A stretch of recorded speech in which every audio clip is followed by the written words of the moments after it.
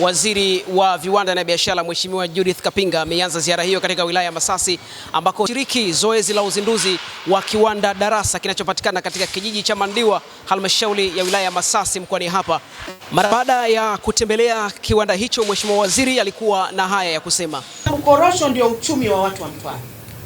Ukimsaidia mwananchi kuweza kubangua korosho zake vizuri, inaongeza thamani ya mazao yake. Nchi hawa kuna maeneo ambayo yanafanya vizuri ya mazao mengine, kama mimi ninakotokea kwenye kahawa, tuna vyama vya ushirika pale, wanakuwa wana CPU yao, wanaongeza thamani kahawa yao.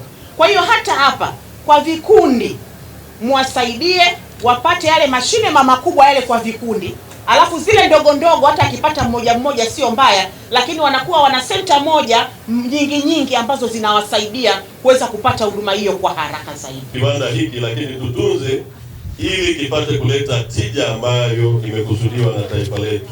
Tutunze fursa hizi ambazo tumeletewa na Mheshimiwa Waziri pamoja na Mheshimiwa Rais wa Jamhuri ya Muungano wa Tanzania.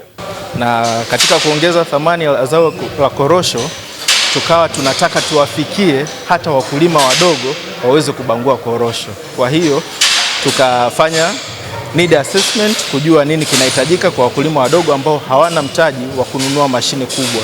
Nao baadhi ya wanufaika wa mafunzo hayo katika kiwanda hicho wameeleza tija ambayo watakayoipata endapo wakitoka hapa kwenda katika jamii zao, kwa kuwa uelewa na elimu watakayoipata itakwenda kuwasaidia kuongezea tija ya kipato.